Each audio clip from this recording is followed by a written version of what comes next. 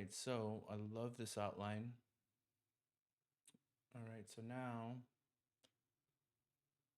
I have here a little notepad, and I'm gonna keep it in this folder in Instagram equity so that I could just kind of save it for later. Now, the thing about when you're using these programs, right? When you're using um, these AI programs, it doesn't always have to be like it doesn't always have to be just one time that you use it. And what I mean by that is, so if I close that notepad, it gave me a really good notepad, but notice how I saved it already, right? So then I'm just gonna go back and regenerate.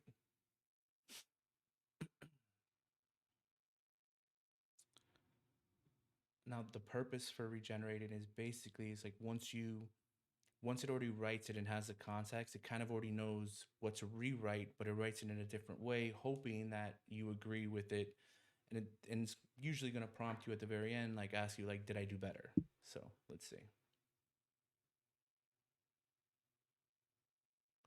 So it might try to do it to make it a little bit more concise this time around.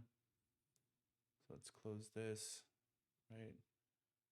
I'm going to move this only because I'm going to bring my other screen back in real quick, right?